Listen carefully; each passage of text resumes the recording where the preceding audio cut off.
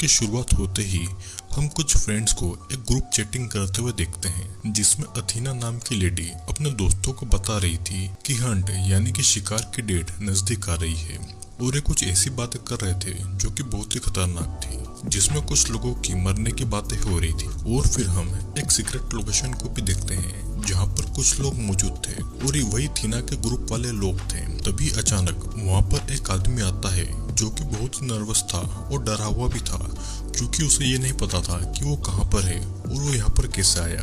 दूसरा आदमी आकर उसे शांत करवाता है और उसे जमीन पर लेटने को कहता है और फिर वो उसके गले में एक पेन घुसा देता है।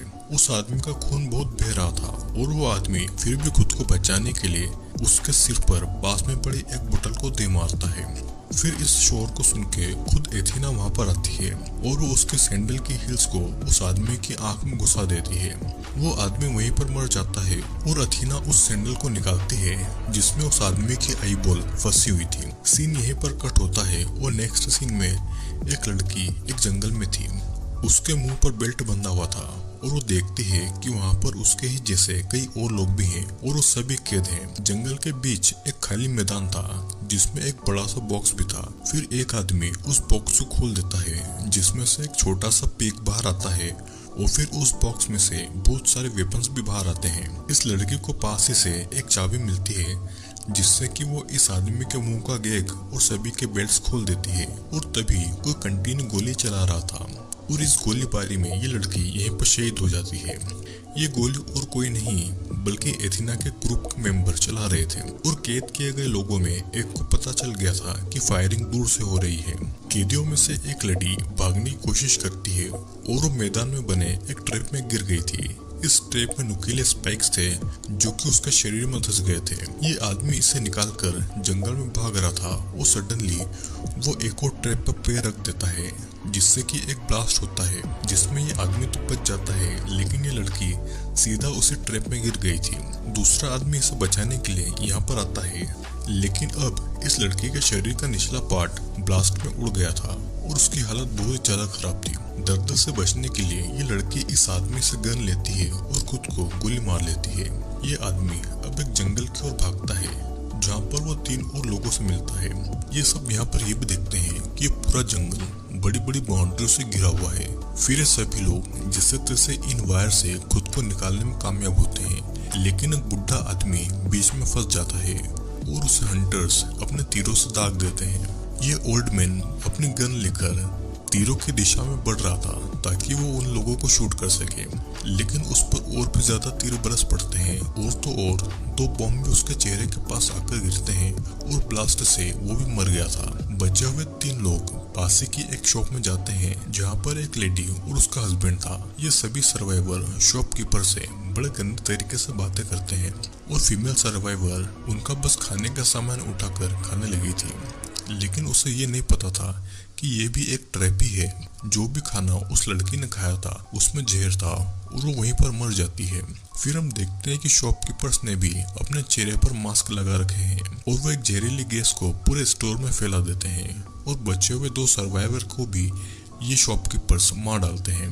और असल में ये शॉपकीपर भी एथीना के ही ग्रुप के मेंबर थे।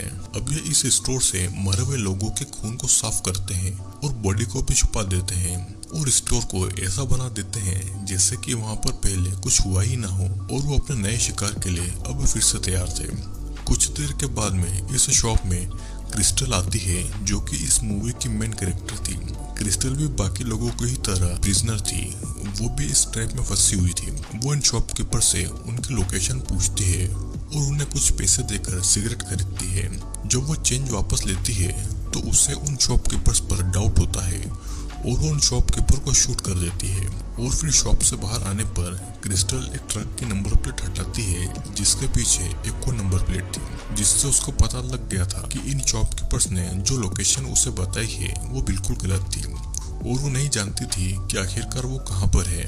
उसे उस ट्रक के पास से एक पतला सा वायर दिखाई पड़ता है जो कि एक बॉम्ब से कनेक्टेड था, जिसे वो देख लेती है और वहाँ पर अब एक गैरी नाम का आदमी भी आता है। गैरी को क्रिस्टल वार्न करती है कि ट्रक से दूर रहे क्योंकि उसमें बॉम्ब है। फिर वो दोनों ट्रेन की पटरियों के रास्ते आगे बढ़ रहे थे और पीछे से एक ट्रेन आ जाती है जिसमें क्रिस्टल जल्दी से चढ़ जाती है और गैरी को भी वो पकड़कर खींच लेती है। इस ट्रेन में और भी कई लोग थे जो कि रेफ्यूजीज थे और गैरी का कहना था कि ये लोग बस उन्हें यहाँ पर भटकाने के लिए आए हुए हैं, इसीलिए क्रिस्टल को इन पर भरोसा नहीं करना चाहिए। फिर जैसे तैसे वो कुछ दूर तक आते हैं और उस ट्रेन को कुछ सोल्जर्स के द्वारा रोक लिया जाता है। गैरी उन सोल्जर्स को भी समझाने की कोशिश करता है कि ये रेफ्यूजीज फेक है, लेकिन गैरी की बात को कोई भी सीरियसली नहीं लेता है और फिर उन रेफ्यूजीज में से एक गैरी से इंग्लिश में बातें करता है और कहता है कि यहाँ पर कोई भी उसकी बातों पर विश्वास नहीं करेगा। वो आदमी ये भी बताता है कि सभी रेफ्यूजीज और सोल्जर्स असली है, सिर्फ उसे छोड़ के। असल में वो एक एक्टर है जिसे इन हंटर्स ने हायर किया हुआ था। और इस आदमी की बातों को सुनकर गैरी बड़ा गुस्सा हो जाता है। वो अपने पास से एक बॉम्ब को निकालकर उस आदमी की पेंट में डाल देता है।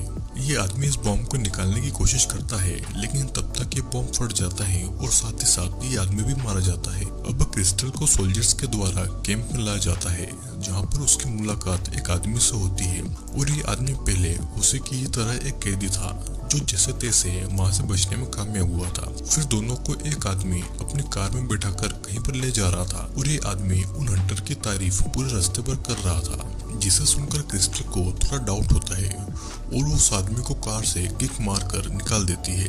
क्रिस्टल फिर उस कार को खुद ड्राइव करके उस आदमी के सिर पर चढ़ा देती है, जिससे कि वो आदमी भी मारा जाता है। क्रिस्टल के साथ बैठा हुआ दूसरा आदमी क्रिस्टल को बहुत चिल्लाता है, क्योंकि वही आदमी था जो कि उन्हें यहाँ से ले जा सकता था, लेकिन क्रिस्टल ने अब उसे भी मार डाला है।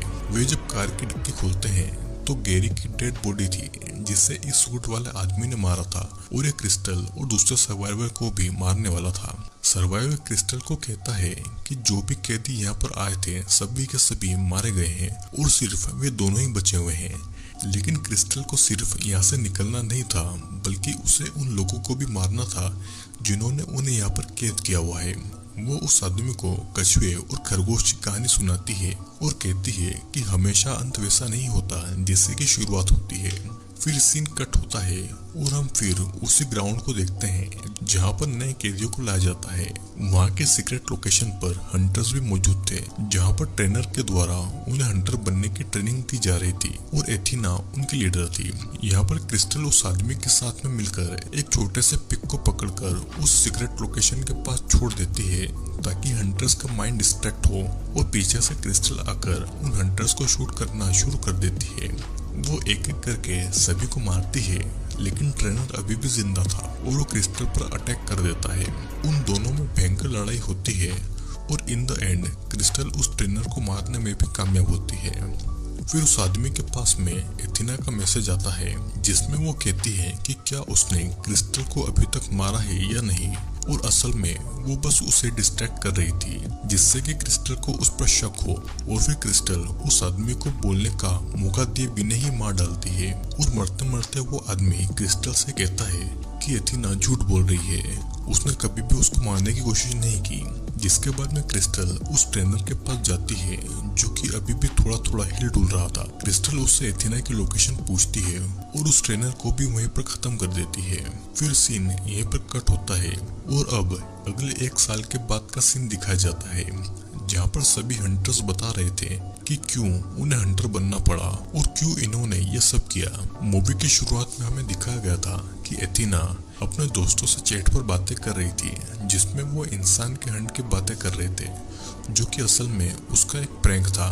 लेकिन क्रिस्टल और उसके साथ के 11 लोगों ने उस चैट को लीक कर दिया था और उस कारण से एथिना और उसके सभी दोस्तों की नौकरियां चली गई थी। और इसीलिए इन्होंने इस हंट को पहले बस फन के लिए किया, लेकिन बाद में उन्होंने अपना रिवेंज लिया और इसीलिए उन्होंने पहले उन लोगों को पकड़ा जो कि इस हरकत में शामिल थे।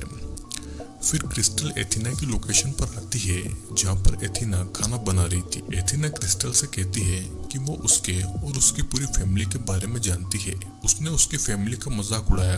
फिर क्रिस्टल कहती है कि वो क्रिस्टल तो है, लेकिन दूसरी क्रिस्टल है, जिसके बाद दोनों में लड़ाई होती है और फिर क्रिस्टल एथिना के पेट में चाकू घुसा देती है।